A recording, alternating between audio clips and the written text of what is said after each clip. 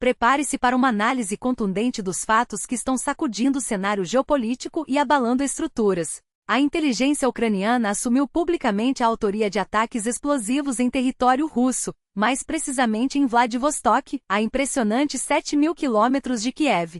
O alvo? Uma área estratégica onde recentemente ocorreram manobras do Pacífico da frota russa. Enquanto Moscou minimiza o ocorrido, classificando-o como um mero acidente com botijões de gás, as evidências apontam para algo muito mais grave.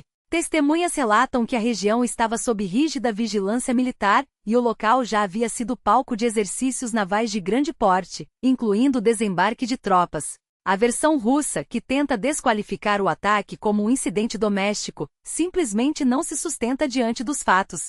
Enquanto isso, na Ucrânia, a tensão entre a população e os centros de recrutamento militar atinge níveis alarmantes. Uma investigação foi instaurada após um confronto violento em Kamianets-Podilsky, onde mais de 100 pessoas cercaram um veículo de recrutadores, resultando em embates com a polícia. As causas do conflito ainda são nebulosas, mas relatos indicam que um homem teria sido forçado a entrar no carro, e uma mulher que tentou intervir foi atropelada. Os centros de recrutamento, por sua vez, classificam o episódio como uma resistência organizada contra suas atividades legítimas. Diante desse cenário, as Forças Armadas ucranianas anunciaram novas diretrizes para os recrutadores, buscando reduzir o atrito com a população. O objetivo é claro: evitar novos confrontos e restaurar a confiança nas instituições. A polêmica não para por aí. Líderes políticos ucranianos como Dmytro Korchinski defendem medidas mais duras contra quem se opõe aos recrutadores, chegando a propor penas perpétuas para agressores.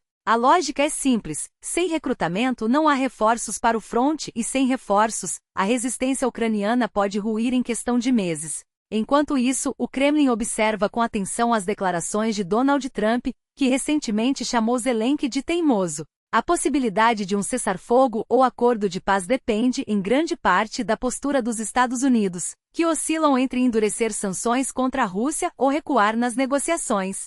Falando em sanções, senadores americanos como Lindsey Graham e Richard Blumenthal, autores de projetos que prevêem tarifas de 500% sobre importações de petróleo e gás russos, visitaram Kiev recentemente. Graham foi enfático: a Ucrânia não será derrotada.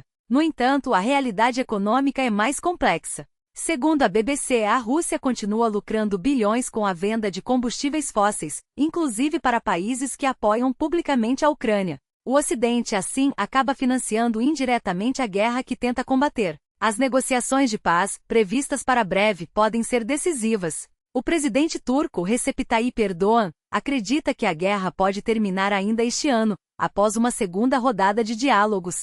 Enquanto isso, a Ucrânia se prepara para enviar uma delegação otimista a Istambul, mesmo com a ausência dos Estados Unidos. O futuro do conflito está em jogo e cada movimento conta. Fique atento, compartilhe suas opiniões e não deixe de acompanhar os próximos capítulos dessa história que ainda está longe de terminar. A Turquia, palco das negociações mais promissoras até agora, pode ser o cenário de um avanço histórico. O presidente Erdoğan não esconde seu otimismo. Acredita que uma nova rodada de diálogos em Istambul poderá resolver grande parte dos detalhes técnicos que ainda separam Moscou e Kiev.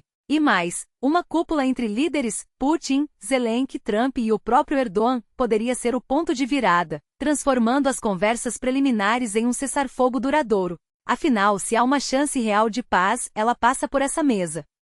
Mas as tensões persistem. A Ucrânia acusa a Rússia de não apresentar um memorando claro sobre o fim das hostilidades, enquanto ignora pedidos de Kiev.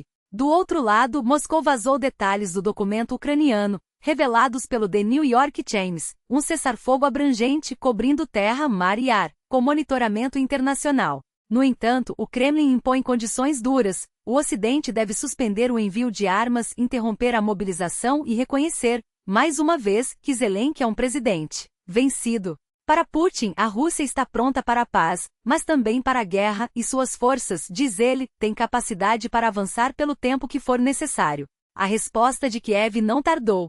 O ministro das Relações Exteriores ucraniano classificou as declarações russas como provocações belicosas e exigiu uma reação firme do Ocidente. Não falamos a mesma língua que Moscou, afirmou. Se a diplomacia não funciona, é hora de apertar as sanções e fortalecer o apoio à Ucrânia. Enquanto isso, a República Tcheca reagiu às declarações do enviado especial de Trump, Keith Kellogg, que sugeriu que os Estados Unidos poderiam garantir a Putin que a Ucrânia não ingressaria na OTAN, uma proposta que gerou alvoroço. Para Praga, a expansão da aliança não ameaça a segurança russa. Onde a OTAN está presente, não há guerras.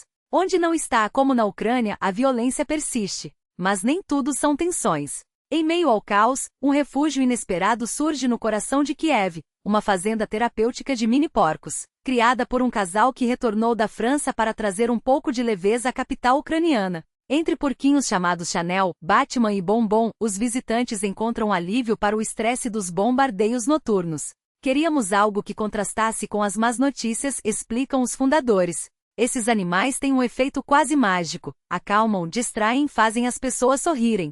E por precaução, cada porquinho tem um passaporte, caso precisem ser evacuados.